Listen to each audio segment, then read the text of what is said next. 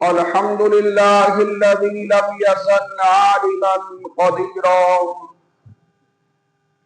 حيا قيوما سميعا بصيرا ذي الجلال والإكرام. أشهد أن لا إله إلا الله وحده لا شريك له في ذاته ولا في صفاته، وهو على كل شيء قدير. ثم أشهد أن سيدنا ونبينا ومولانا محمدا عبده ورسوله صلى الله تعالى عليه وسلم.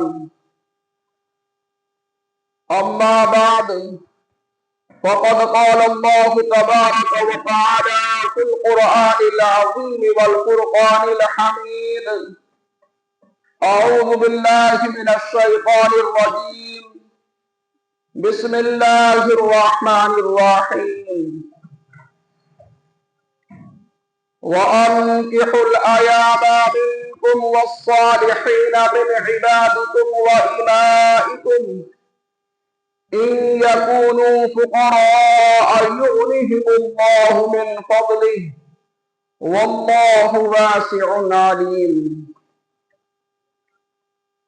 وقال النبي صلى الله عليه وسلم: أعظم النكاح بركة أيسره موؤونة، أو كما قال رسولنا صلى الله عليه وسلم. فيا معشر المسلمين، نصركم الله، أطيعوا الله وأطيعوا الرسول ودوموا على أمره واجتنبوا عن نهيه، فإن لكم فيه خير الدارين. برادران اسلام، اللہ جل شانہ و عم نوالہ اپنے مقدس کلام میں ارشاد فرما رہا ہے کہ وہ لوگ جو بے نکاح ہیں تم ان کا نکاح کرا دو، اور تمہارے غلاموں میں سے اور تمہاری لونڈیوں میں سے جو بے نکاح ہیں ان کا نکاح کرا دو، اگر یہ سب کے سب محتاج ہوں، غریب ہوں، فقیر ہوں، تو اللہ تبارک و تعالی اپنے فضل سے ان کو غنی فرما دے گا۔ اللہ وسعت والا ہے، علم والا ہے۔ برادران اسلام، اس آیت مقدسہ کے اندر اللہ تبارک و تعالی نے نکاح کرانے کا حکم دیا ہے۔ ہر وہ شخص کہ جس کو اللہ نے بیٹیاں عطا فرمائی یا بیٹے عطا فرمائے، یا وہ آقا ہے جو اس کے غلام ہیں اور اس کی لونڈیاں ہیں، یہ سب کے سب جب شادی کے اہل ہو جائیں تو پھر ان کا نکاح کرانا اور ان کی شادی کرنا ضروری ہے۔ اللہ کے پیارے رسول صلی اللہ علیہ وآلہ وسلم نے ارشاد فرمایا کہ 3 کاموں کے اندر تاخیر نہ کرو۔ جب نماز کا وقت ہو جائے تو نماز ادا کرنے میں تاخیر نہ کرو، اور جب جنازہ تیار ہو جائے، کسی کا انتقال ہو، اس کا غسل ہو جائے، اس کو کفن پہنا دیا جائے، تو اب خواہ کے لیے اس کی نماز جنازہ ادا کر کرنے میں دیر نہ کرو۔ اور فرمایا اگر کوئی شخص ہے جو شادی کے اہل ہے اور اس کا رشتہ ہو گیا ہے، اس کا رشتہ طے ہو گیا ہے، تو پھر اس کا نکاح کرانے میں دیر نہ کرو۔ حضور نبی کریم صلی اللہ علیہ وآلہ وسلم نے ارشاد فرمایا کہ 3 لوگ وہ ہیں کہ اللہ نے ان کی حفاظت کا وعدہ فرما لیا ہے اور اللہ نے ان کو اپنی ضمانت میں لے لیا ہے۔ فرمایا پہلا وہ مجاہد جو اپنا گھر، اپنے بچوں کو، اپنے گھر والوں کو چھوڑ کر اللہ کے کلمے کو بلند کرنے کے لیے نکلتا ہے، کلمہ لا الہ الا اللہ محمد رسول اللہ کی حفاظت کے لیے نکلتا ہے، جہاد میں جاتا ہے، اللہ نے اس کی حفاظت کا، اس کے گھر والوں کی حفاظت کا وعدہ اپنے ذمہ کرم پر لے لیا ہے۔ دوسرا وہ مکاتب غلام کہ جس کے آقا نے کہا کہ تو اتنی رقم مجھے دے دے اور میں تجھے آزاد کر دوں گا، ایسے مکاتب غلام کی حفاظت کا وعدہ اللہ تبارک و تعالی نے اپنے ذمہ کرم پر لے لیا ہے۔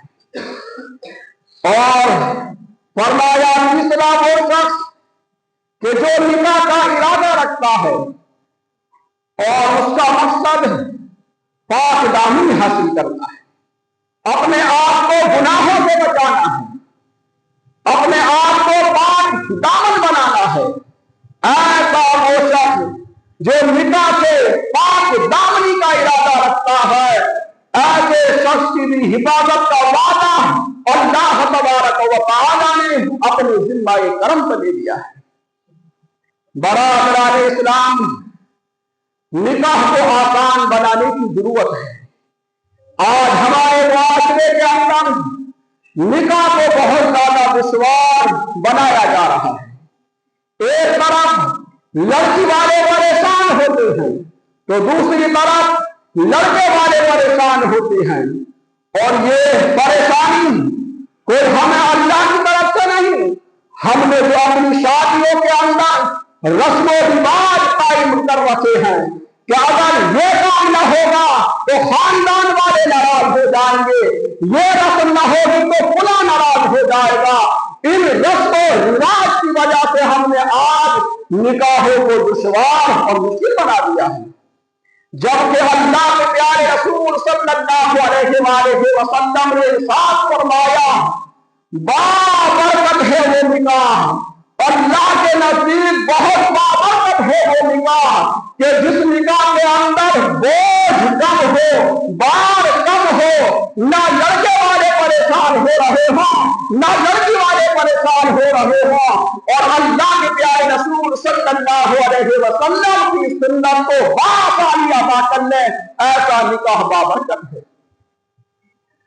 حضور نبی کریم صلی اللہ علیہ وآلہ وسلم نے ارشاد فرمایا کہ اگر کسی بات کو اللہ تعالیٰ نے 3 بیٹیاں عطا فرمائی ہیں، اس بات نے ان بیٹیوں کو پالا اور ان کو ادب سکھایا، اور جب وہ جوان ہو گئی تو مناسب جگہ رشتہ دیکھ کر ان کا نکاح کر دیا، تو آقا علیہ السلام نے فرمایا وہ بات اور میں محمد رسول اللہ علیہ قیامت اتنے قریب ہوں گے جتنے قریب ہاتھ کی 2 انگلیاں ہیں۔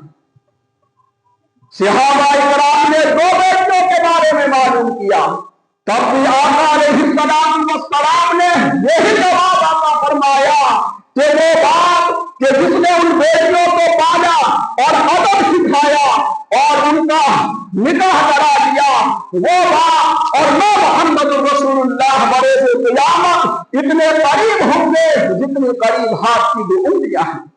2 انگلیوں کا آپ نے اشارہ کیا، ان دو انگلیوں کے بیچ میں کوئی چیز فاصلہ کرنے والی نہیں ہے، ایسی حضور اور حضور کے اس امتی اور غلام کے درمیان میں کوئی فاصلہ نہیں ہوگا، بیچ میں کوئی نہیں ہوگا۔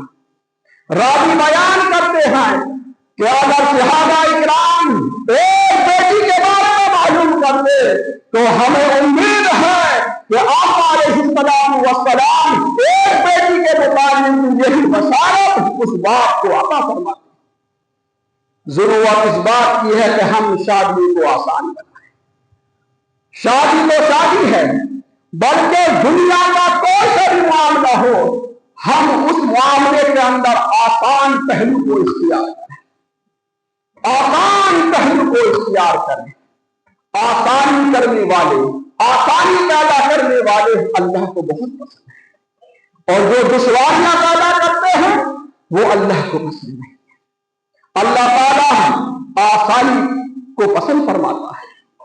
پہلے زمانے میں ایک مالدار شخص تھا، وہ لوگوں کو قرض دیا کرتا تھا، اور جو دن تاریخ طے ہوتی تھی اس مقررہ تاریخ پر اپنے کارندے کو بھیجتا تھا کہ فلاں کے پاس ہمارا مال ہے، لے کر آؤ۔